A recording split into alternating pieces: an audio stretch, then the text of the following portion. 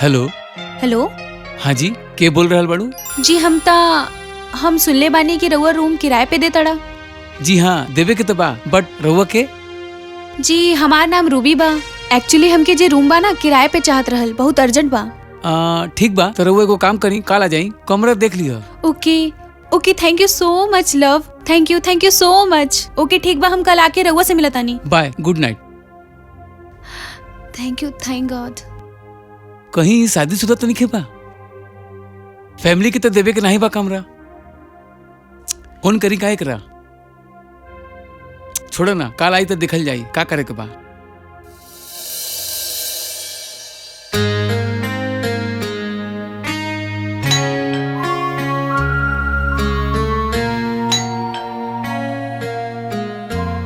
जी रउआ? जी हम रूबी, काल हम फोन कले रहनी ना रउआ के। सॉरी सॉरी सॉरी, आई बैठी थैंक यू। बैठी। और कैसन बाड़ू? बस एकदम अच्छा। रउआ कैसन बड़ा? बस सब भगवान के दुआ बा। अच्छा रउआ से एगो बात पूछे के रहल। का? रउआ शादीशुदा तो नहीं खे? नहीं तो ई तो बहुत ही अच्छा बा। मतलब? नहीं कहा कि फैमिली वालन के रूम नहीं देवे के बा, यही बदे। पर काहे? बस ऐसे ही, रउआ चिंता ना करी, रउआ के यहाँ कोनो परेशानी ना हुई। ओके थैंक यू। लेकिन किराया कितना बा? अरे किराया के का बा, रउआ के रूम दिखा देता नहीं, ओकर बाद बात करल जाई। ओके ओके चली आई। आउच। अरे oh my God, I am so अरे सॉरी। कोनो बात नहीं है, इट्स ओके, आवा चली। हेलो, हाँ हो गई शिफ्टिंग? सामान तो हम सबो शिफ्ट कर लेले हैं। ओके। बस यार हमके एगो प्रॉब्लम लागता। का? प्रॉब्लम ई बा कि वो हमसे पूछत रहल कि तू शादीशुदा तो नहीं खे बाड़ू? तू का कहलू? नहीं यार, हम तो उसे बोलनी नहीं, हम तो मैरिड नहीं हई। ताऊ फिर लाइन मारा था। का? औरी नहीं तो का? नहीं ऐसन कोनो बातें नहीं खे, तू तो कुछो समझ ले लू। औरी कुछ बचल तो नहीं खे? फाइनली हमार सारा सामान वहाँ शिफ्ट हो गईल बा, बस एगो बैग बचल बा।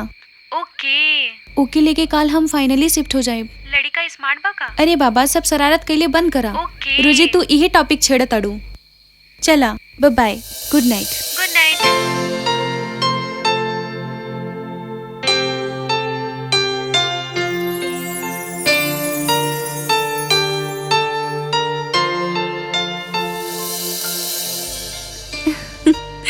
पागल हो जाए हम ये सब सोच के। अरे बाप रे।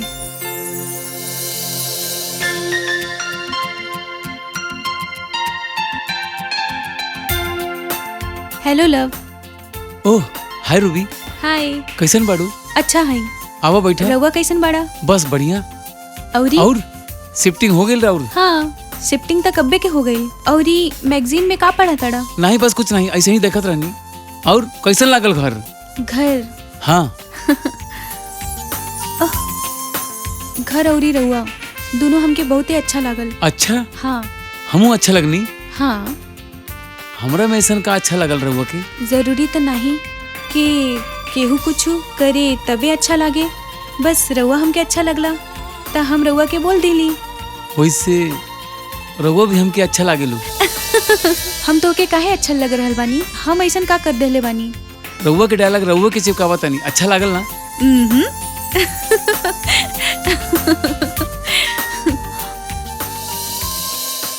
अच्छा तो रउआ इतना बड़ घर में अकेले ही रहता?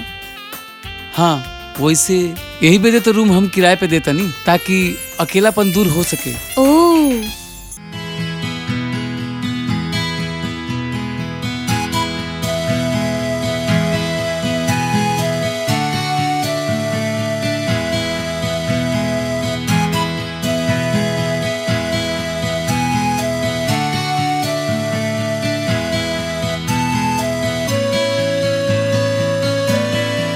अरे यार ये हमरा के का हो गइल बा? जब से रूबी के देखले हई ओकरे ख्याल आ रहल बा।